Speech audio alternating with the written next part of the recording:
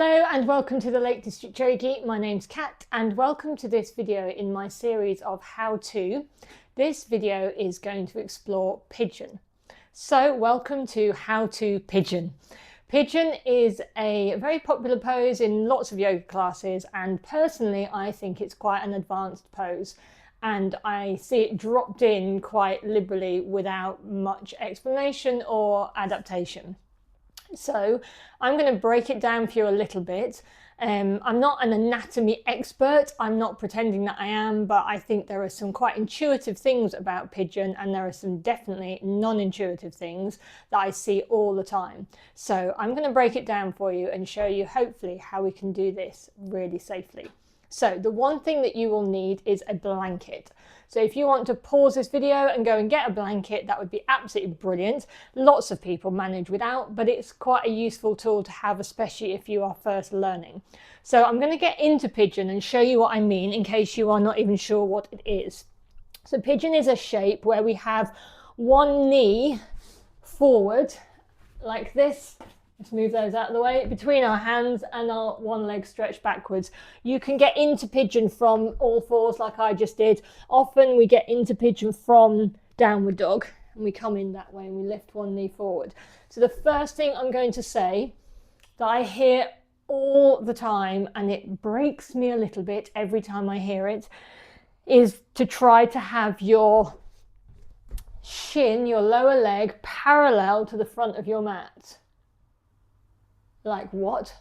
That literally scares me. Okay, firstly, for that to happen for me, I would have to be like literally leaned over like this. Like, it is just impossible and so uncomfortable for me. But also, you've got to think when you're doing yoga, what is the point of the shape? What's the point of the pose? Okay, if pigeon is a pose that is really working into our hips, doesn't matter where our lower leg is. It's not going to enhance the pose in any way. It's not going to increase the sensation or the stretch in your hip. It potentially is going to damage your knee. So you've got to think really carefully. I know I'm side on here, so it's quite difficult to see, but my heel is right, let's just do it on this side. My heel is right here near my hip. It is nowhere near up here on the, like, what? Why would you do that? It just doesn't make any sense to me at all. Okay, so pigeon for me has my knee forward, sure, that feels great, but my heel is here by my hip, okay? If we're working into our right hip and our left hip, doesn't make any difference. Okay. This is where the blanket comes in. I'm going to go back to this side to demonstrate this bit. So I can hold myself quite comfortably here. That's not a problem.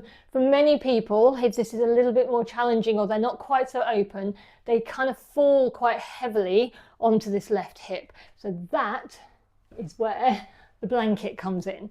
So you can put a blanket or a pillow or something underneath this hip of your bent leg, and it will just, oh, it does feel really good actually. It will just hold you there, okay, so that you're not sinking over.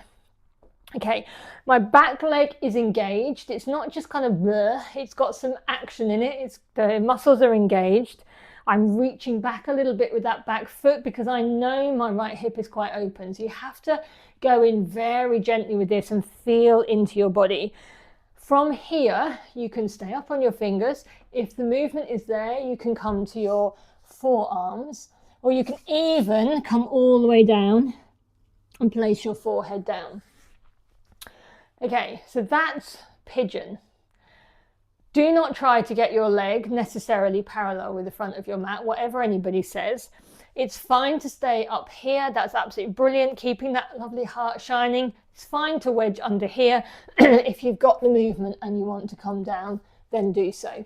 One of the things I love about pigeon, I'm just going to add this in here, although it's not really technically about pigeon, is that from here I like to swing my back leg round and find a twist. I love that little transition. It feels really good. And then you can swing your leg back. Okay. So that's pigeon. If that is really inaccessible to you, but you still want to get the same kind of vibe in the hips, an alternative is to come onto your back. That feels good. Place your ankle, so I've got my left ankle on my right knee, not on the top, just slide it down a little bit. And then you can open into this hip knee here, feeling it in the hips. And then from there, if you wish, you can lift this right foot off the floor, clasp behind your thigh, and then draw everything in. Key here is to keep this left foot that's on your knee flexed. That will protect your knee, and then draw everything in towards your body as comfortably as you can. So that's a really nice alternative to pigeon. So I'm going to go into pigeon one more time. I'll go in from downward dog this time. So here you are in your downward dog. I like to extend my leg out behind me first.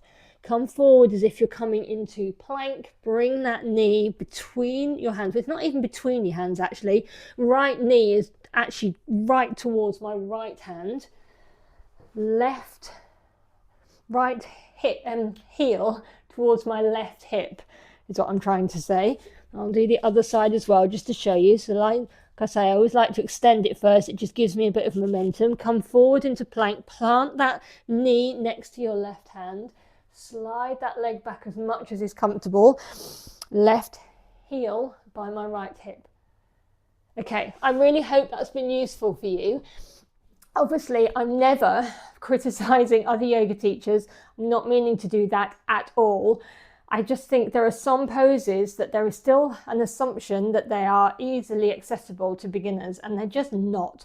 And if you throw them into a beginner's class or you don't give any additional cues, it's just an easy place to get an injury, and we just don't want to do that. So let's think about what the yoga is meant to be doing, which part of our body it's targeting, or where we're trying to find space and ease, and work with that. And don't worry about all those additional things because they're just not worth it. Anyway, thank you very much. That's your little how-to pigeon.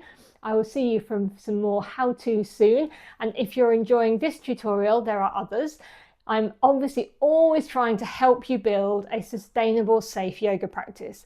So try the tutorials, try the beginners series of classes, deep dive into some of the more challenging vinyasa classes. Just enjoy what is on offer, and there is more to come. Lots and lots of love, and I'll see you soon. Bye.